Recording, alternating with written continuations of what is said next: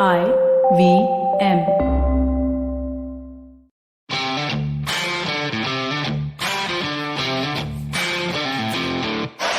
Ladies and gentlemen, welcome to episode 55 of The Fighting Goat, where we have Dubai Return Mystic Chips with us and your host and host, Somesh, the Superhuman Kamra. We're going to be speaking about what happened in the last fight night in the UFC and a lot more after this short commercial break. Hey everybody, it's been another great week on the IVM Podcast Network. On Storytellers and Storytellers, Vineet talks to legendary singer Usha Utthap and writer Shrishti Jha, who authored her biography. The conversation ranges across a wide variety of topics, from becoming a music icon to favorite musical partners in the Indian musical industry, and a whole lot more. On Press Decode, the host takes stock of Russia's invasion of Ukraine. On Postcards from Nowhere, Utsav tells us a story that connects coconuts, the Cold War, and nuclear fusion. And finally, do join Kavita and myself as we celebrate 7 years of IVM Podcast on the 900th episode of Cyrus Says. Do follow us on social media. We're IVM Podcast on Twitter, Facebook, Instagram, and LinkedIn. And remember, if you enjoyed this show or any of our shows for that matter, please do tell a friend. Word of mouth really does help us. And also, please, a rating if you could. That is also extremely helpful to us. And remember, we're also on YouTube. You can check out ivmpodcast.com/YouTube to get a list of the different channels that we operate on YouTube. And finally, we'd like to thank our sponsors this week: SBI Life Insurance, Bank of Baroda, India Water Portal, and Max Life Insurance. Thank you so much for making this possible.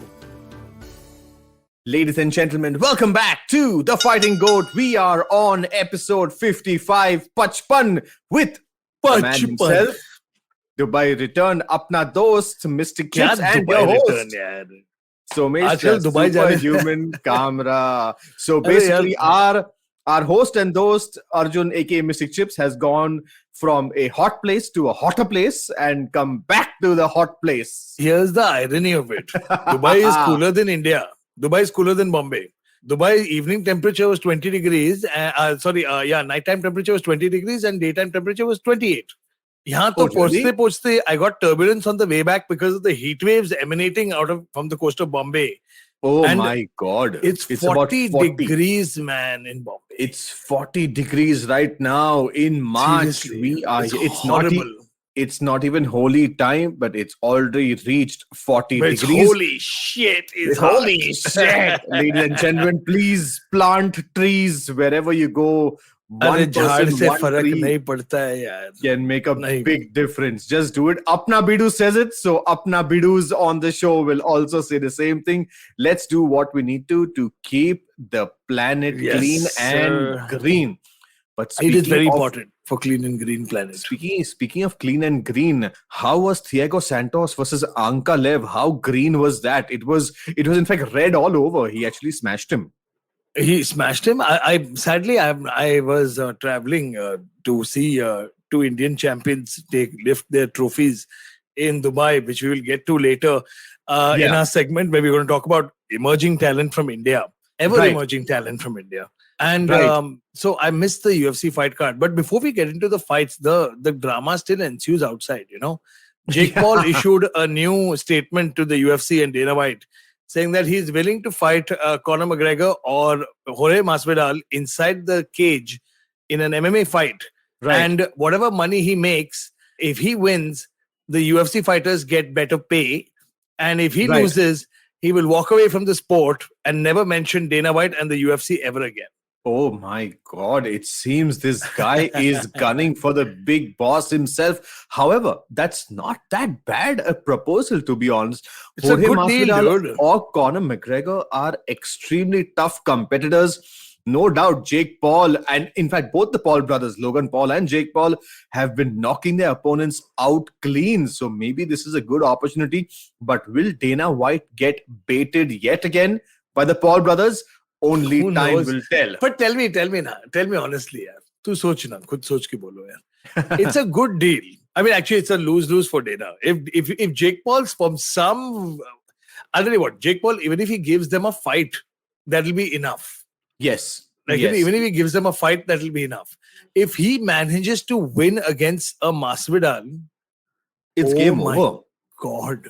Oh my God. It is absolutely game over. So I'm assuming he's looking at that 170 pounds weight category, if I'm not mistaken. Yeah, roughly 170. You know, So but you'll get both Conor there as well as Masvidal. But what I'm assuming out here, it's pretty much like that Shah Rukh Khan Bazigar ka situation ki हारने वाले को भी कुछ जीतना पड़ता है जिसको बाजीगर कहते हैं, whatever the dialogue is. He's going to be Bazigar only after this. And it's so funny, man. It's so funny. I think the MMA guys and the boxing guys have gone a little crazy. Not the boxing guys. The boxing guys are fine. The MMA guys have gone a little crazy. Absolutely. It's apart from this drama, there's rumors of Kamaru Usman wanting to face Canelo Alvarez. And as of yesterday, Ali Abdulaziz, the manager of Kamaru Usman, comes out and says that Usman will finish Canelo Alvarez in 3 rounds. There's something going on here. There's something going on here. But I don't know how Canelo Alvarez could even keep quiet about that. Maybe he's just laughing in his mansion. No, he is laughing because he's. I mean, I don't know. I don't know how these guys are getting. Had you said baited. Canelo versus Kamaru in a cage? Yes, definitely. Tough fight. Well, but then, I mean, it's still going to be a one-way street because Kamaru Usman is just going to take him down and do what he has to do.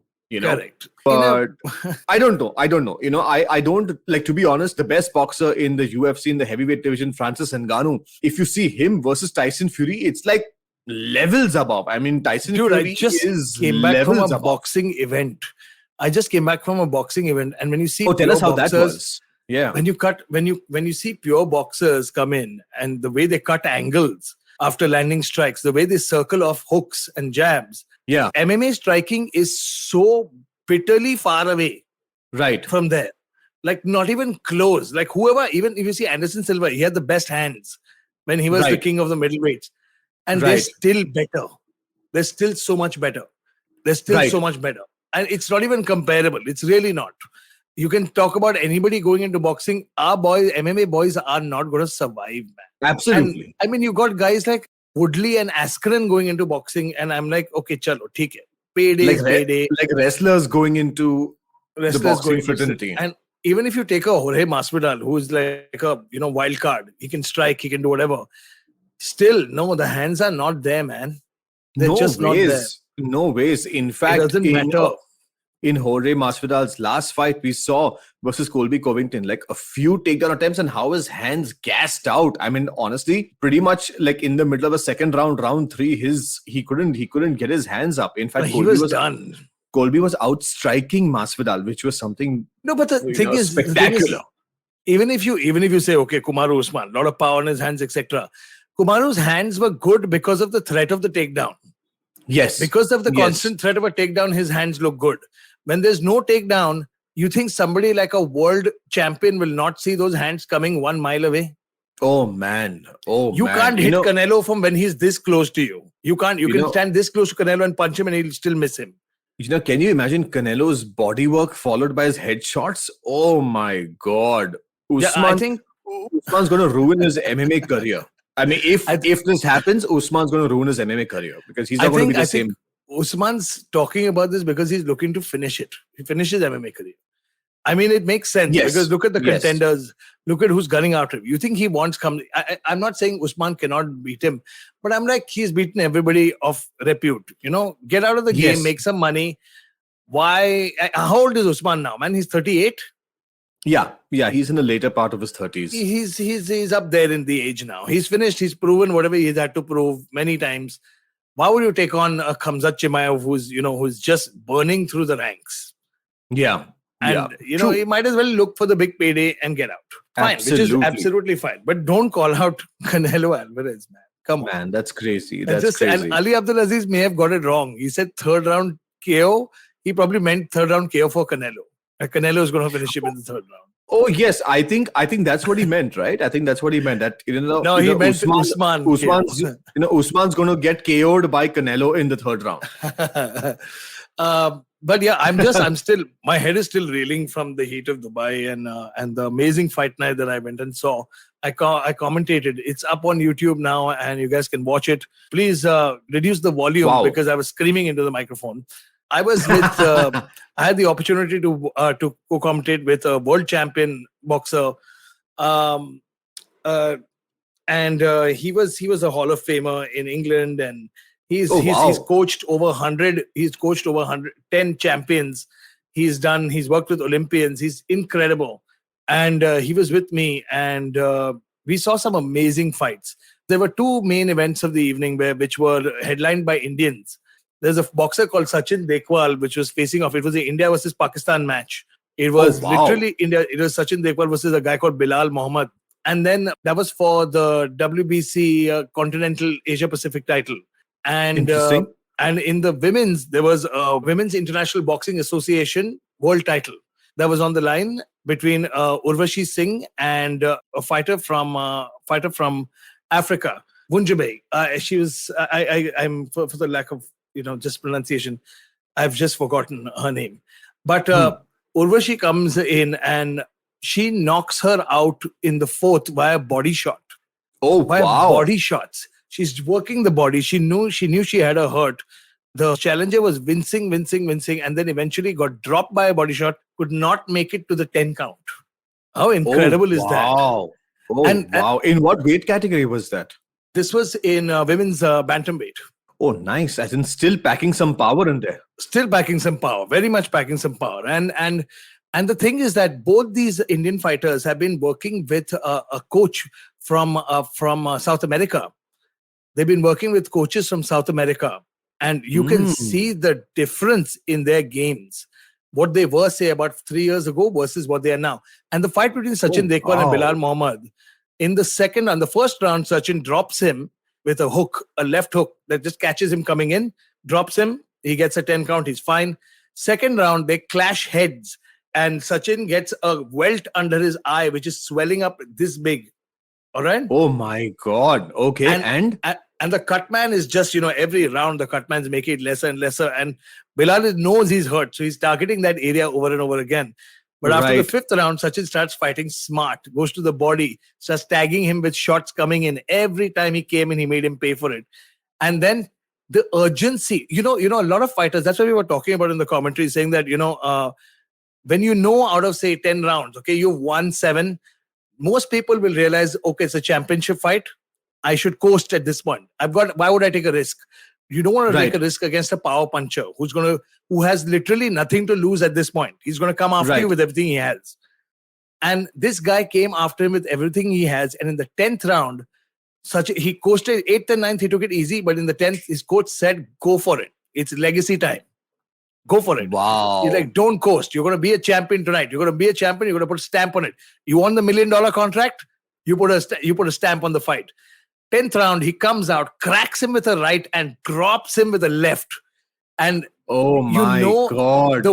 The way Bilal fell, when you fall with your arms at your sides and your head bounces off the canvas and then you put your head out up, cold, basically. You're out. You're out. And the referee knew it. The way he was turning to get up, they called off a 10 count. It was done. The fight was over. This guy was screaming over victory. All the fans in the audience loved it. Oh my God. Congratulations to both the Indian fighters on their spectacular victory in the boxing fraternity.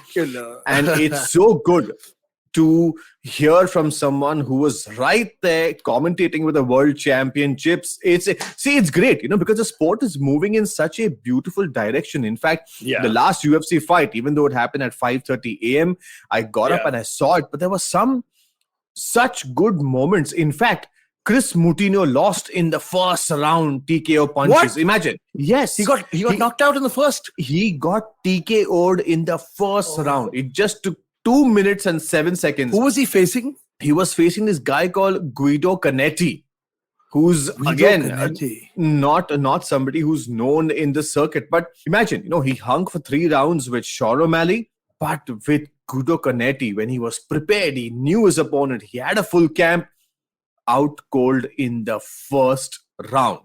Man, that was crazy. We saw Alex Pereira, who defeated Bruno Silva via a unanimous decision, clear 30-27, which I heard it was not a very, very great debut. It wasn't. Alex Pereira, typically from a striking background, Bruno Silva, a wrestler.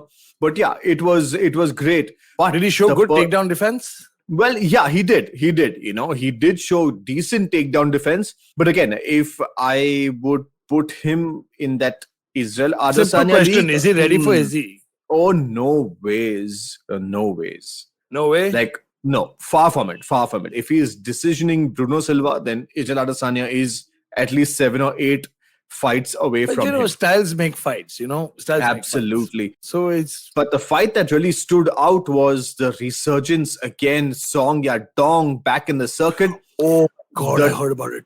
The 23-year-old who in fact made his debut with Bharat Khandare is right now in the co-main event where he knocked out Marlon Moraes out cold in the first round. It took 2 minutes and 6 seconds for Song Yadong to knock out Marlon Moraes, man, and win the performance of the night bonus. And that was a standout fight. For me, that was the so-called highlight. That was incredible, man.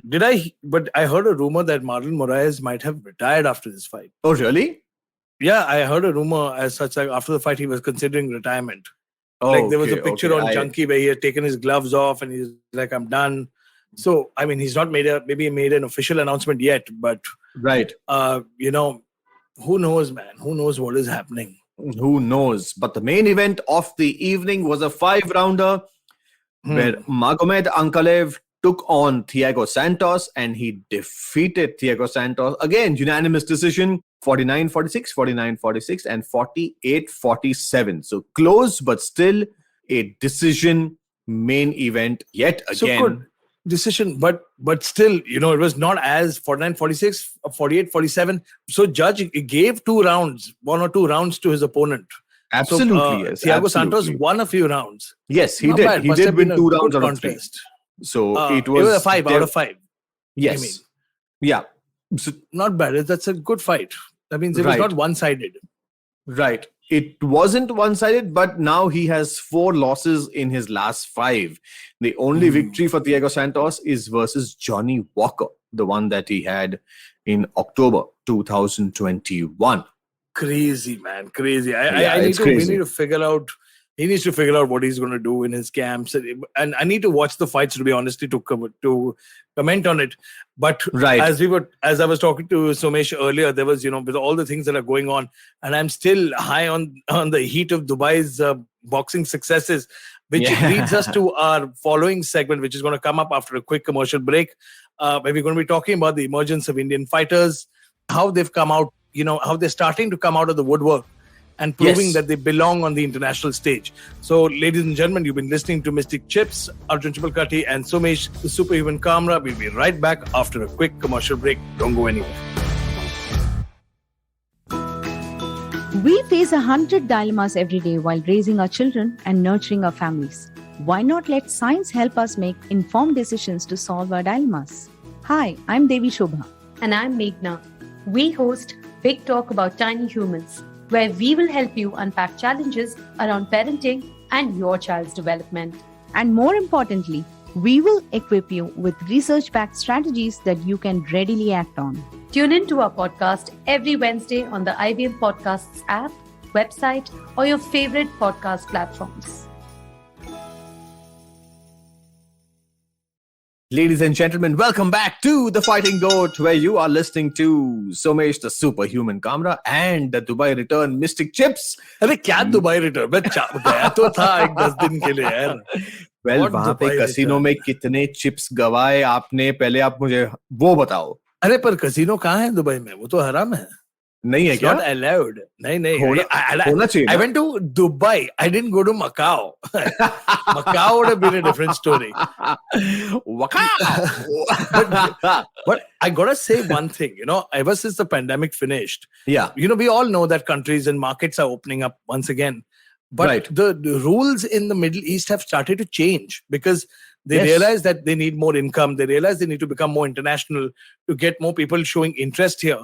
And with me beating world champions, boxers, and a lot of trainers, there were these hardcore trainers. I met this trainer his name is Tommy Gunn. You can't get more hardcore in boxing than Tommy Gunn. and talking about Tommy Gunn, if you remember, was a character in Rocky 5, where Rocky Balboa trains this kid under him, and his name is Tommy Gunn. Oh, really? And yeah. In Rocky 5, his Oh, protege is wow. called Tommy Gunn. That's the first thing I went and told him. I'm like, what did you do? Why did you betray Rocky? And he started laughing at me and all that. And we got chatting. And all these guys have now suddenly moved to the Middle East because the bigger Okay. camps are coming in. Bigger camps are coming in, stepping in. There are a lot of guys who are starting to emerge from here. So when I spoke Right. to, when I was talking to Coach Chill about so he's like, I know this Dekwal kid. Like I've seen him train. The coach's And name is a Coach lot- Chill? Coach Chill. His name is Chill. Wow. Like he's so chill. He sounds just his chill. voice is like velvet when he talks, and he's just chill. You know, he's the kind of person who I will actually go to sleep listening to his voice. Oh, really? His name is boxing. Come on, do that. And the boxer's like, oh yeah, I'm just chilling. I'm just chilled. I'm chilled. So his real name is Anthony Wilson, and Okay. he was inducted into the Washington D.C. Boxing Hall of Fame. He worked with 21 world champions and hosted wow. 4 Olympians in American boxing history. So he is someone wow. big. He's someone big. That's huge. His last guys that he was training were Anthony Joshua and Tommy Fury. There's a picture of him He with was Tommy Fury. training Anthony Joshua? Training with Anthony Joshua and with Tommy Fury. That's So- amazing. Man, these guys are such big names to reckon with. In fact, a UFC fighter by the name Tai Tuivasa has moved his base to Dubai to train. There you go. And the camp, so I went to the gyms and I just saw the kind of talent that's coming out of there. And so many Indian fighters now who have started to shift camps. I'm not saying training is bad in India, but remember what Bill Dosan said. We lack international training sparring partners. Yes. And I think we need a higher level of sparring that is required. So I think a lot of Indian fighters have shifted base for a couple of months to Dubai, maybe 2 months to South America, and then they come back to their home camps. And right. I'm seeing a lot of international trainers who have started coming in. Like we were talking about Sachin Dekwal and Urvashi Singh, who won the title belts this weekend. They have a South American trainer. And oh, nice. And of course, they have their Indian trainers as well, and the South American trainer right there. And the difference it made to the game was spectacular. Because if you know the Latinos, you know how they move. Yeah. The Latino boxers are fast, they're quick, they're absolutely accurate. And it made a huge difference to their game. Completely. Absolutely, yes. Absolutely, yes. In fact, that is fantastic. In fact, we are speaking on the emerging Indian fighters coming out of the subcontinent, and that is MMA and boxing both. And there's one name that comes to my mind when it comes to the world of boxing. It's none other than Shiva Thapa. In fact, Shiva Thapa last year was in the World Boxing Championship, where he was really just breezing through everyone. And I think it was semi-finals or quarterfinals where he lost versus an unranked opponent from Turkey called Karim Osman. But, he defeated all the ranked opponents before that. And he came into Karim Osman, and I guess he took him very lightly. And Karim Osman sadly defeated him. But Shiva Thapa is one of those names that I would definitely put up there as one of the rising stars from Indian boxing, who has kind of not only shown the world what he can do with his hands, but his movement is something else altogether. Again, a top prospect from the northeast section of India, and we know how these guys are built. Oh, the northeastern guys, they're tough as nails. They're really, really tough. If you actually see, a lot of Indian boxers are coming out of the army as well. A lot of army boys and a lot of army boxing. The north is famous for boxing in India anyway. Right. I mean, in the foothills of Vijender Singh, who was one of the first champions to come out of India. Absolutely. There've been a whole set of new fighters that came out. And when I talk about the emerging talent, of course, it's not just boxing, it's fighting as well, where we are seeing good talent, good Indian talent as such, that are coming out of different parts of the world as well. I mean, we spoke to Gary Mangat. Remember, Gurudarshan Mangat is an Indian Canadian based fighter who we will take. We absolutely take. He's trained abroad, etc. but it's the emergence of an Indian fighter, regardless, from where they Yes, come. It's absolutely. Indian talent at the end of the day. In fact, That's we coming also out. spoke to Ritu Phogat, who had a lot of good things to That's say about just- India and how she's looking to get all her experience from Evolve MMA in Singapore back to India once she calls it off. But, we just had a fight last week, and it was where Mohammad Farhad was on the card on the Brave card. On the Brave card. He had an unfortunate loss, but that was a extremely close fight. It was so good, and I spoke to Farhad once he came back. So, one of the top prospects. In fact, we are getting him for the next event of ours as a chief guest, just to kind of pep up, Oh, how nice! Yeah. Farhad is a nice guy. He's a great guy. Yeah, he's a great guy. We even had him on our podcast. One of the top guys from India, Yes, we did. Mohammad Farhad, who I feel. Farhad is an awesome fighter. He's certainly on his way up. He's getting some very, very good competition in Brave.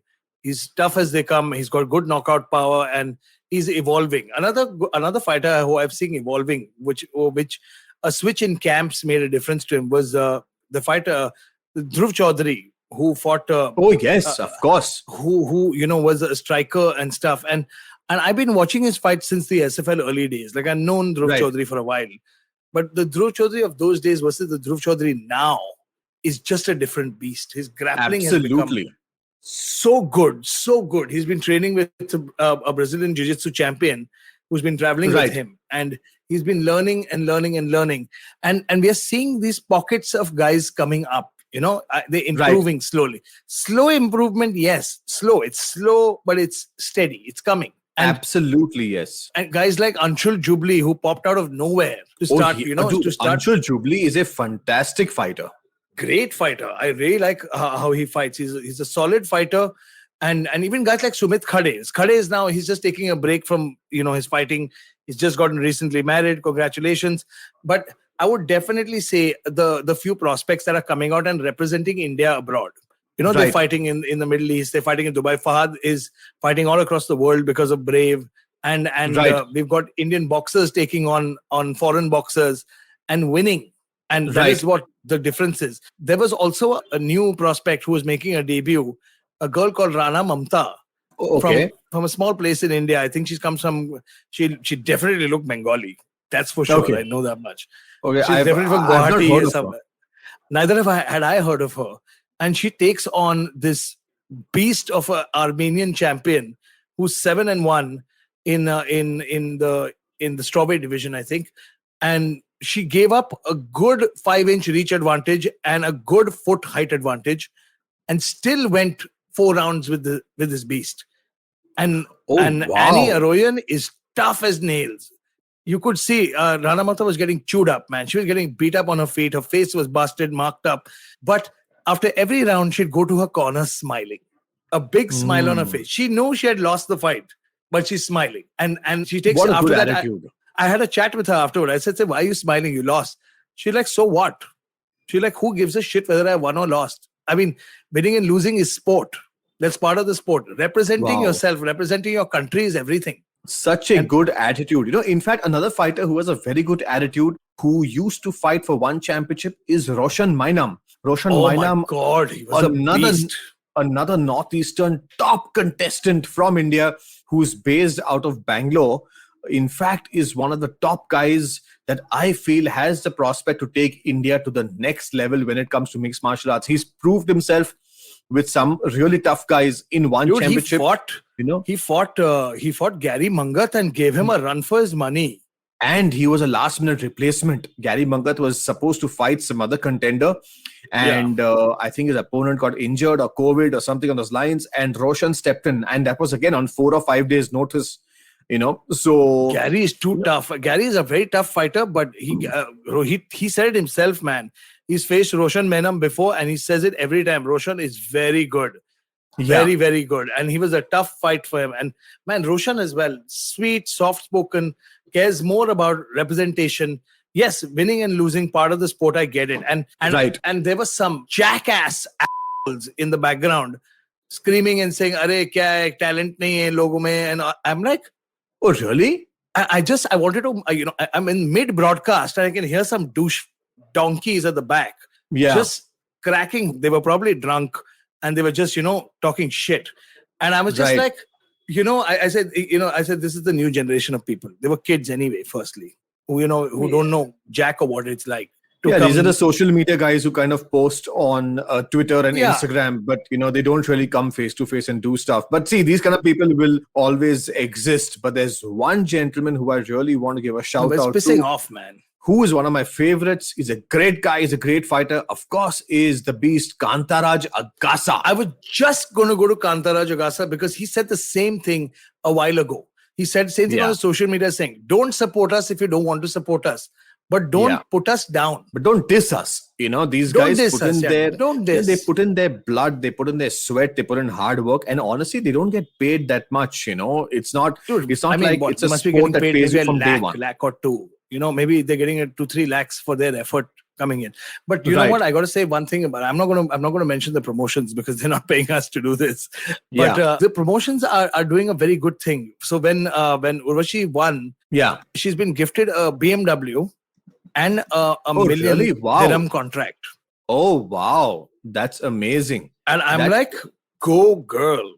That's get that's that really money. good. That is really good. That's really good. Another very good athlete who I feel has great prospect who's coming up in the Indian circuit is Shrikant Shekhar from Bangalore. Oh, I remember Shrikant Shekhar very well. He's a damn good fighter. He's a damn good MMA fighter. Yeah, He's very, very good. He lost his last fight in Matrix Fight Night, but that doesn't keep his talent away, and he's kind of confident as ever. He has that swag. He has the attitude. He's a guy who, in fact, lives in the jungles. A lot. Achha, so like he's just like the Yuri Prohaska. Yuri Prohaska kind of guy. So he goes in the jungles, plays with knives and all of that. kind That's of damn fellow. good, yeah. Yeah, Hey, but by the way, where is great, Yuri Prohaska? great guy. In fact, I'm happy to know him personally. And good guy, good attitude, has the right mindset to He does. He's walk up in life. But the thing is that despite all of our shortcomings and lack of funding for the sport, the emergence of talent coming from India is still steady. There are a lot It of is. guys. I remember there was a time when say about 12 years ago when this entire thing started, and Yeah. and in India, and I was there in the beginning, and there weren't too many guys coming forward. They were all in the shadows, and we live abroad and train abroad and stuff, and now you see, because of the amount of talent that's coming out, the Yeah. need for organizations have come out. I mean, Mr. Kamra has the battlegrounds which he conducts Yeah. in South India, which had Yeah. a great turnout of people. Great turnout. Yeah. And then there's Bidang Fighting Championship in G.O.A.T, which is next week. It is run Right. by former badass Babajit Chaudhary. They call him the Stretcher. absolutely. And so he's doing an event there. There are about these couple of these pop-ups happening for boxing and MMA everywhere. I mean, it's Right. grown in the last 5 years, and that is only due to the emergence of talent. Only due to Absolutely, that. yes. In fact, it is so good to see the smaller organizations, including myself, to do this because, see, at some level, India is such a vast country. There are so many good fighters, but at the same time, they are spread all over and there's no unity. There's one thing that we need to do is to get them all under the same roof and say, listen, guys, let's do this together. Another top prospect from the country again is Asha Roka that we didn't mention. Asha Oh my Roka God, the is badass. a badass girl who is with one championship. And I She's do going to be believe- fighting next coming up, right? She's coming now. Her fight's coming up. Yes, she is. The fight is coming up. I think she's fighting Stamp FedEx, or is that fight already over? No, Stamp FedEx beat this one, yeah, Ritu. Stamp Ritu FedEx Phogat. beat Ritu. She submitted Ritu via Ambar. Right. And so Asha is not in the same division as Ritu. Okay. Because I Asha's heard there were fighting at talks, atom weight. Asha's fighting at atom weight. Right. She fights at atom weight. That's right. Correct. So she's very, very low. So Asha is, man, she hits as hard as a lightweight though. I'll tell Right. you that much. I've held pads for her. She's great. She's got a lot of, but the thing with Asha Roka is it's her management, which I have a problem with. Because she's really good. She's got all the talent. But I think she Right. wasted a good 3 years in the middle waiting for an opportunity. Waiting See, for... I mean, that's I guess a call that the fighter has to make because if they overtrust the management and the management sometimes doesn't take the best call for them for whatever reason, I don't know. See, because we cannot be commenting sitting on the No, outside. I'm not because we saying, don't I'm know not what's taking any happening, names, but I'm you know? not, to a certain extent, I've heard things. When I heard where Yeah. she was waiting on more money, fine, that's fair, that's okay. But you wait Right. maybe 6 months, maybe 8 months. But then after that, you don't wait 2.5 years. I mean, you're not John Jones.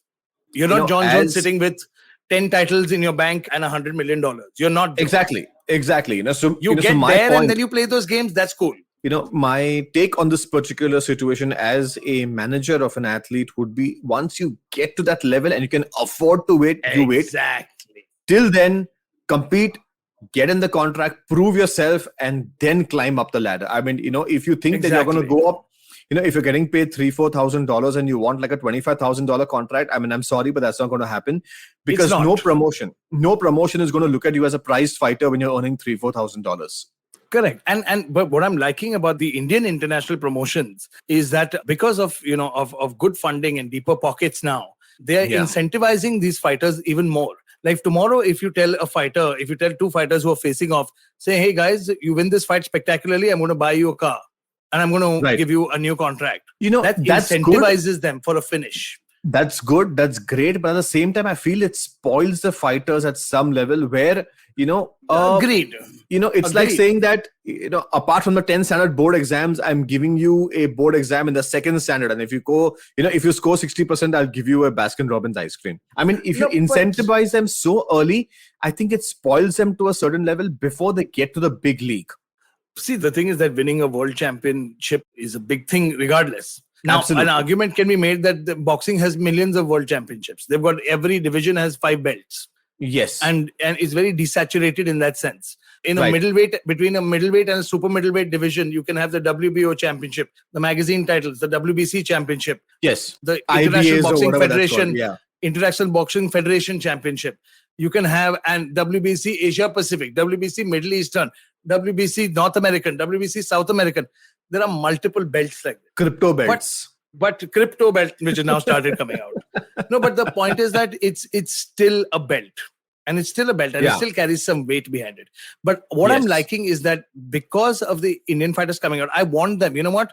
I rather see an Indian fighter succeed, then fall to his face, and then get back up, because it's part of growing. You see it happening to American athletes all the time. John Jones got his Bentley when he was 21 years old, crashed it into a pole, had a good night of fight, crashed into his pole and gets arrested, learns his lesson. Right. Indians, as we are, we're very still, in general, we're respectful. In general, as a thing, we're not. I'm not saying other people are disrespectful, but I'm saying we are more quiet and meeker in that sense. But there's a generation of this brash talking, confident fighters that are getting out there, who are not just talking, they're also delivering, and delivering in style. I think they deserve to be rewarded. Absolutely. In fact, the first Battleground that we had, Battleground is a promotion which is only for amateurs. My aim to start it is to groom amateurs, and because we work with the UFC and stuff like that, it's easier to spot talent on that front. To be honest, there were no rewards for any of these guys. We had 11 fights. Some of the fights were banging, and they were so good that on the spot, we like all of us got together and said, listen, some of the fights were really good, and we gave the fight of the night bonus. Dude, you gotta call me, man. I'm gonna sit and judge them with you next time. And it was so good because the guys it was so to and fro. Guys were swinging their hands. They were rocked. They were getting up. They were swinging their hands, putting up a show, and all for what? For recognition. And, it was so good that on the spot we said, listen, bonuses for these 3 guys. Sign them up. Bonuses for these 3 guys. Straight guaranteed position to fight next time. Cash up front, and they were so happy because they didn't expect it. So my point is that it needs to be the hunger that comes out. If everything is about cash incentives or a car or something, I guess there'll be more people waiting in the wings than actually competing. But that's the thing. So you incentivize only the right people at the right time, not everybody. Absolutely. Because I was at another promotion where there was another regional championship that was happening between 2 very good boxers who have known from before. Right. They fought, but they were like, oh, it's for a belt. And they started taking their foot off the accelerator in the 5th round and the 6th round. And it became a very boring, just jab, point, circle, jab, point game. Right. The incentivization of something like that, saying, okay, you win this in spectacular fashion, you're going to get a new this thing and you're going to get new that. it works somewhere. I'm not saying with everybody, but I think it's important for it to happen with the right people.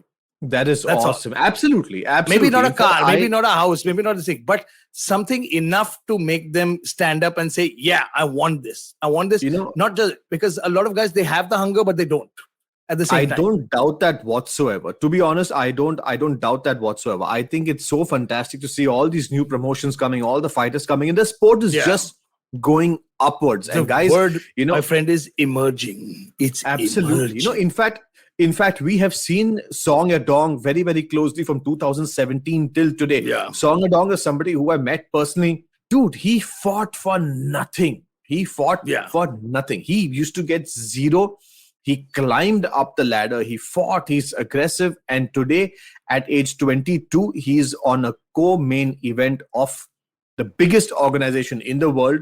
I think in his 4 or 5 fights in the UFC, except for one, all of them have got either knockout of the night bonus or performance of the night bonus. So yes, he's earning the money, but it comes with those 10 years of hard work. Exactly. You need to put in that work. And guys, whoever is listening to this, whoever's a fighter who wants to make it into a career, please listen to me, because we've seen their journey. Chips has seen their journey. We've seen these guys grow from what they were to where they are right now.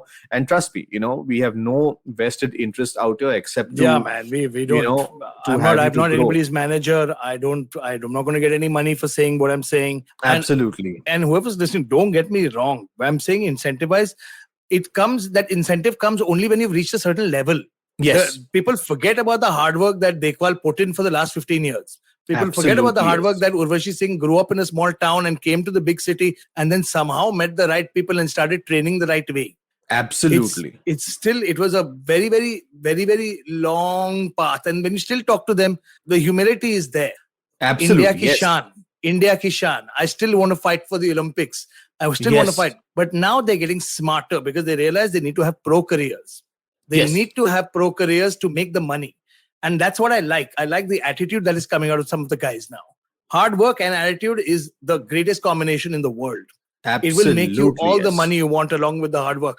And I think, it's something that is great to see in the new emerging India of sports. But that being said, we have now talked a lot about the emerging trends of boxing and MMA, and we wish them the best of luck. I hope we see more and more talent coming out through organizations like Somesh's Battleground, which gives amateurs a chance to fight, and so many other organizations that are doing the same. But now moving on quickly to our last segment, we're going to be discussing the upcoming fight night. UFC 273 is still a little far away. To uski baat tab ho jayegi, where we decide.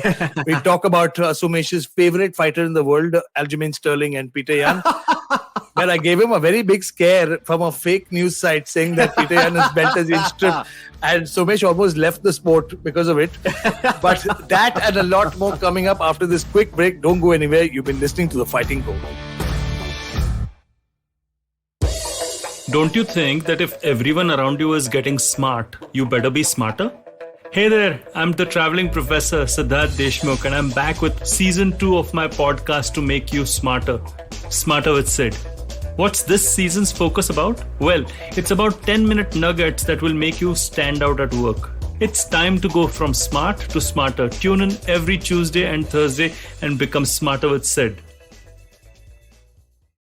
Ladies and gentlemen, welcome back to The Fighting Goat. We had an interesting conversation about all the emerging Indian fighters. Before we move on to the next UFC card, guys, please tell us who is your emerging fighter by tagging IVM Podcast, Arjun Chipalkatti and Somesh Kamra across all platforms. Absolutely. We'll be giving you our handles, but that and more after discussing the next UFC fight card, which is a fight night UFC 204 happening again at 5:30 in the O2 Arena in London, which means it's going to happen on the Sunday, but at 1:30 a.m. Yes, you heard that that's right. A decent time to watch. I mean, I wouldn't be up. Actually, no. Saturday night, Sunday morning, 1:30 a.m. Yes, you got that right. March 20th. It's going to be live on Sony 10.2, Sony 10.3, and Sony Who's fighting? 10.4. Who's fighting? The fight card is a Is there Paddy massive Plimbett? fighter. There is Paddy Plimbett, who's in the lightweight division. The main event of Finally. the evening is in the heavyweight division with Alexander Volkov and Tom Aspinall. Oh my God, Tom Aspinall. We've been talking about him for so long. Aspinall is going to be fighting. I think Dan Hooker's fighting as well. Dan Hooker is fighting Arland Anil. Paddy Pimblett takes on Rodrigo Vargas. Oh, The return of Gunnar Nelson is Gunnar on Nelson the- is fighting. I love him. Absolutely. But it's quite surprising. We have Jay Herbert and Ilya Topuria on the main card. And in the prelims, we have Nikita Krylov and Paul Craig. Paul Craig. Paul Craig is in the prelim card. I'm quite surprised. Wow, that's at, really, at really that weird. decision. That's giving a few ups to Jai Herbert and Ilya Topuria. In the women's division, Molly McCann and Luana Carolina. All right, but we're going to talk about Dan Hooker. We're going to talk about Tom Aspinall, and we're going to talk about Paddy Plimbett. The Brit boys are in the house. But Dan Hooker is technically New Zealand, but yeah, absolutely, yes. It's Dan Hooker versus Arnold Allen in the featherweight division, which is 145 pounds, which means Dan Hooker is moving one category below what he fought last. Yes. And in the heavyweight division, the huge Alexander Volkov taking on Tom Aspinall. let's start off with the main event. Tom Aspinall is one of those new fighters. His body type reminds me of a young Frank Mir. Oh, yes, absolutely. He's 28 years old. Correct. He's still young, dude. Yeah, and he's huge. And he's a big, tough Frank Mir. Frank Mir was before he, bulked up for Brock Lesnar and got really, really heavy. He was a damn fast, light, hard-hitting heavyweight. And and Tom Aspinall has a similar style to him as well.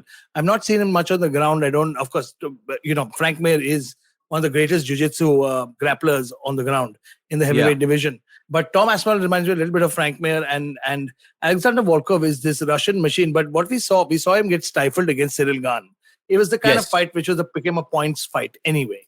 But if you make Alexander Volkov fight, you can tend to pressure him. We saw the Black Beast did it to him.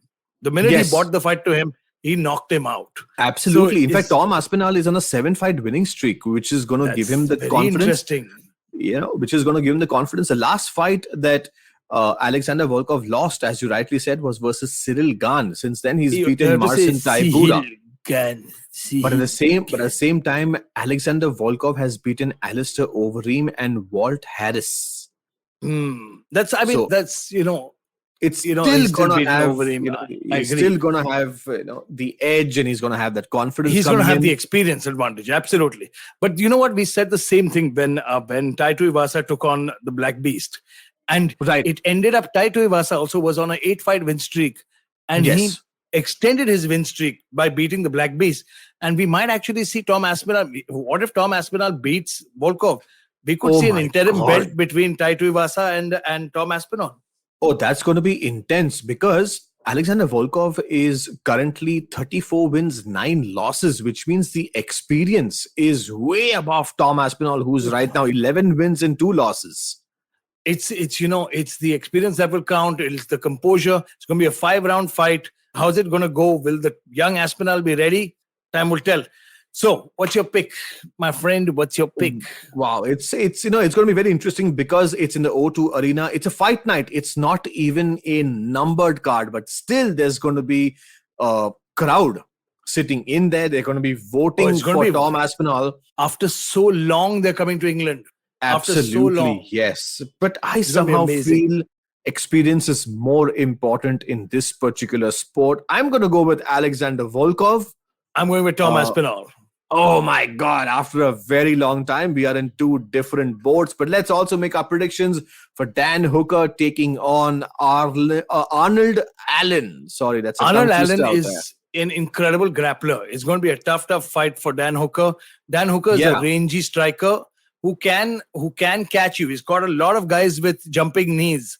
He's got a lot of people, but that was a long time ago. It was in 2016, 2017. He's been on a bit of a skid, but look at the competition he's faced, He's taken on guys like Chandler, who he lost to. I think in this fight, if Dan Hooker doesn't work on, it's going to see how much of strength he's carrying with him from the lightweight division. Right. And that's going to be the deciding factor. But I'm going with the Hangman in this fight.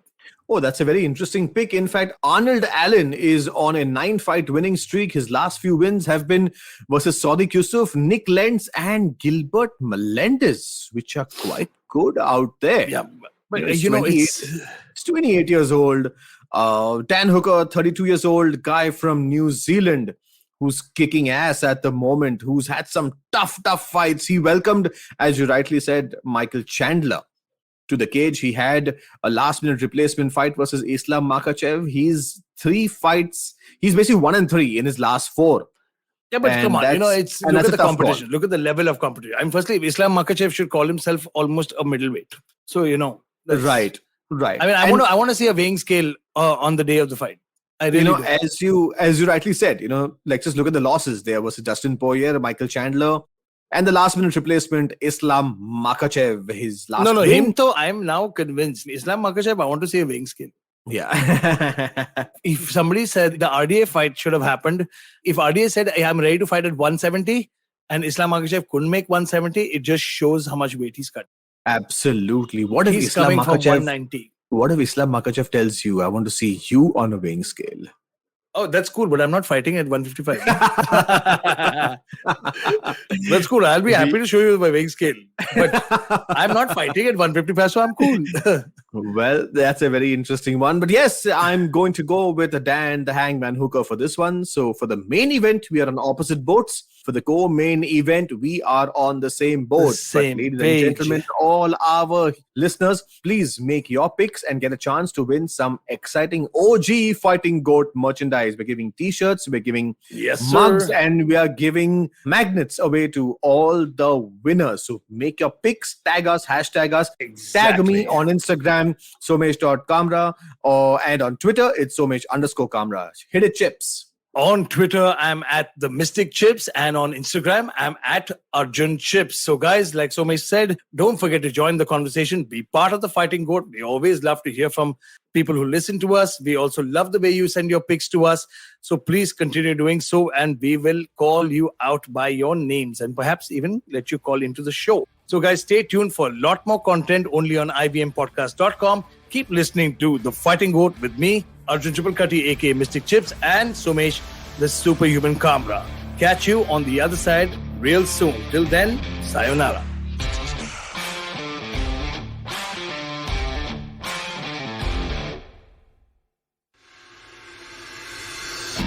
If you're a cricket fan, check out Edges and Sledges, India's favorite cricket podcast. The podcast focuses on Indian cricket, the IPL, and has a ton of banter both on and off the field. We talk about the week's biggest cricket stories with current and ex-international cricketers, coaches, or sometimes just between us. And it's hosted by me, DJ. Me, Varun. And me, Ashwin. New episodes release every week.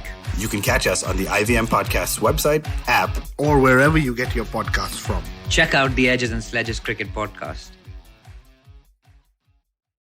What is the workplace and how does your gender and body affect your right at work? Hey, I'm Priya Mirza, and on the Longest Constitution podcast, we critically examine the vision of the Indian Constitution and laws. In season 1, we looked at sex, gender, sexuality in India, and the landmark judgments which transformed our rights as citizens in this country. In season 2, we discussed the laws which shape the workplace and examine how ability, competence, and merit impact us, and much more. Join me, Priya Mirza, every Wednesday only on the IVM Podcast app, website, and all the major podcast streaming platforms.